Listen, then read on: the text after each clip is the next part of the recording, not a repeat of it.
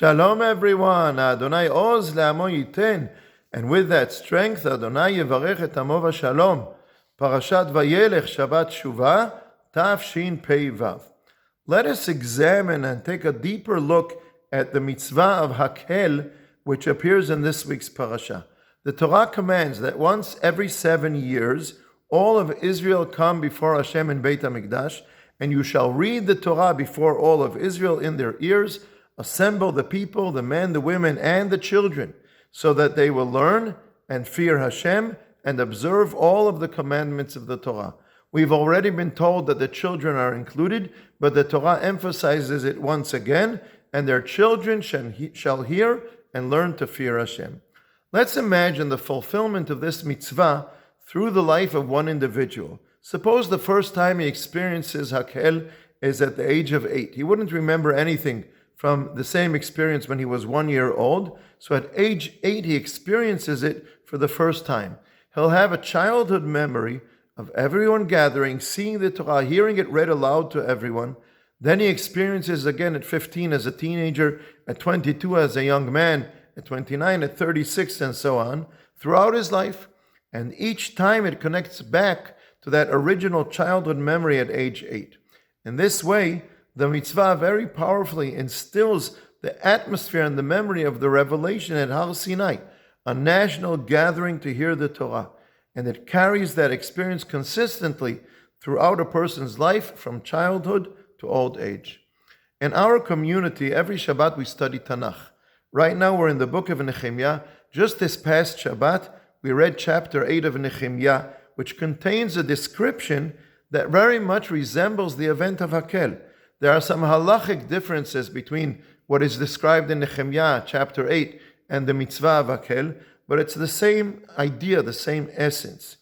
Ezra HaKohen brings out a Sefer Torah and he reads before the people, in this case not all of Am Yisrael, since most were still in Galut, in exile.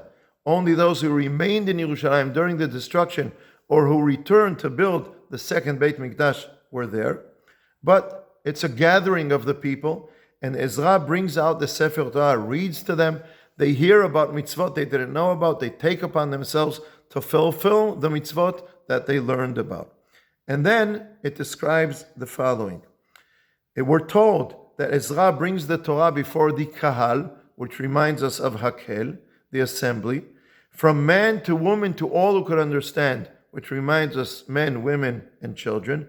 Ezra reads from the Torah in the presence of the people. And then it says the following. Ezra opened the book in the sight of the people, and everyone stood up.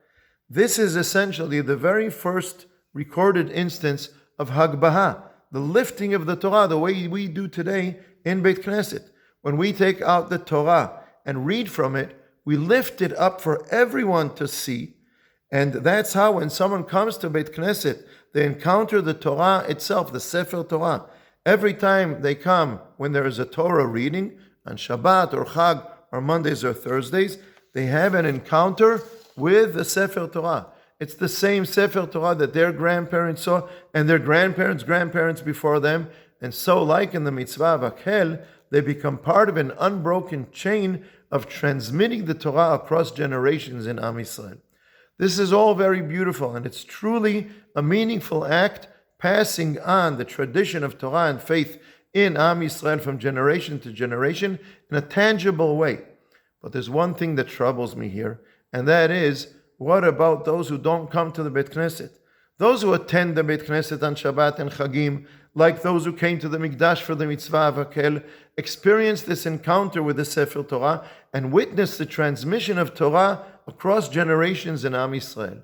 But what troubles me is those who don't come, those who never encounter the Sefer Torah because they're simply not there. Are we only thinking about those who are already in the inner circle, or are we also giving thought about how we can connect others who aren't initially present to this chain of tradition? This is a powerful and beautiful moment in communities where a people hears the words of the Torah and see the Sefer Torah.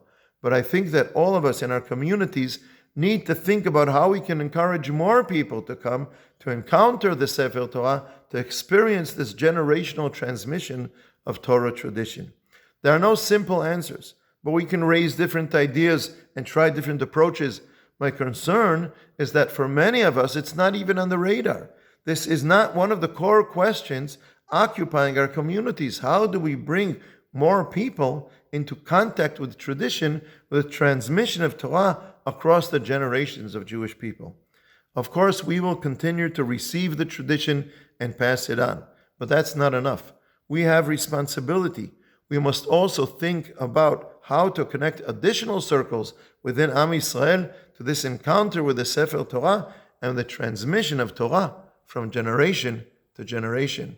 Shana Tova, Shabbat Shalom.